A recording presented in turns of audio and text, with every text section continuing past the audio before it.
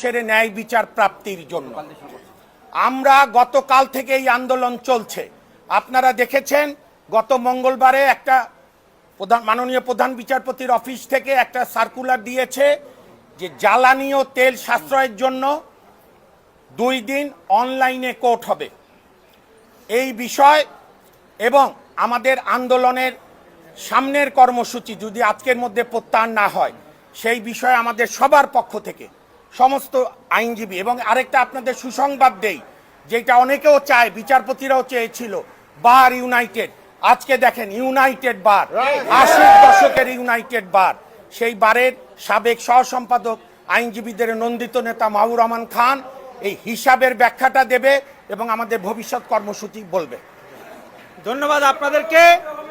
আমরা পরিষ্কারভাবে একটা কথা বলতে চাই, বুধ এবং বৃহস্পতিবার 2 দিন সাধারণত মামলা আমাদের এখানে শুনানির জন্য থাকে। শুনানির সময় আমাদের অনেক রেফারেন্স লাগে, বই লাগে, তথ্যপত্র লাগে। এই শুনানিটা কোনোভাবেই ভার্চুয়ালি করা সম্ভব না।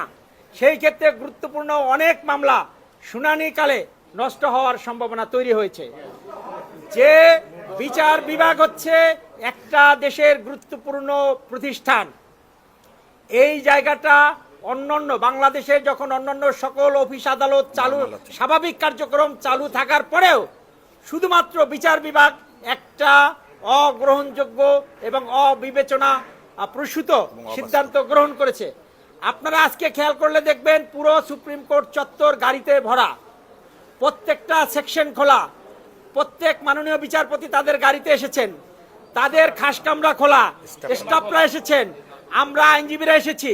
আমরা একজন আইনজীবী, তা একটা জানেন আমাদের কিউবিক্যাল সমস্যা আছে, আমরা এক রুমে 4 জন 5 জন বসি, একই সময়ে 4 জন 5 জন শুনানি করে বিচারের নামে আমি মনে করি একটা প্রহসন হচ্ছে। কারণ আমরা বিচারপতিদের আমাদের বিষয়বস্তু বোঝাতে ব্যর্থ হচ্ছি, কারণ একই সময় 4 জন আমরা শুনানি করছি। আর যে খরচের বিষয়টা এসেছে, আজকে অনেক আইনজীবী তারা কোর্টে আসেনি, তারা তাদের বৈকালিক চেম্বার, একজন আইনজীবী যেখানে আপনার একটা কিউবিক্যাল ব্যবহার করতো সেখানে তার 5 জন জুনিয়র নিয়ে 5টা রুমে 5টা এসি চালিয়ে তার বৈকালিক চেম্বার সারাদিন খোলা রাখছে। এতে বরঞ্চ খরচ আরো বাড়ছে। এবং যে সকল আইনজীবী আজকে কোর্টে আসে নাই, তারা বাসায় বসে শুনানি করলে তাদের ব্যক্তিগত রুম এসি এবং ফ্যান চলতেছে। সুতরাং যে সাশ্রয়ের কথা বলা হচ্ছে সেটা বহু গুণে বেড়ে গেছে। 63টা এজলাস আমাদের আছে, সেই 63টা এজলাসের এসি বন্ধ করার জন্য যে পরিমাণে সাশ্রয়ী হতো, এখন অন্তত 300 চেম্বার চালু আছে, বৈকালিক চেম্বার, তাতে আরো বেশি। এবং যে এজলাসগুলো আছে সেই এজলাসগুলোর এসিও চালু আছে, বিচারপতি মহোদয় খাস কামরা চালু আছে, স্টাফদের গাড়ি আপনারা একটু পিছনে তাকালে দেখবেন প্রতিদিন স্টাফদের যে অসংখ্য গাড়ি আছে সেই গাড়িগুলো এখনো আছে, আপনাদের পেছনে আছে। পুরো সুপ্রিম কোর্ট চত্বর গাড়িতে পরিপূর্ণ। সুতরাং যেই চিন্তা থেকে আমাদের মাননীয় বিচারপতিগণ বা অভিভাবকগণ সিদ্ধান্ত নিয়েছিলেন, আমরা মনে করি আজকে তারা এই বাস্তবতা অনুধাবন করতে পারবেন, এটা রিভাইজ করার সুযোগ আছে।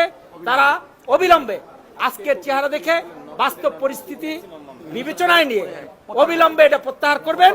এবং যদি ওনারা এটা অবিলম্বে এটা প্রত্যাহার না করেন তাহলে আমরা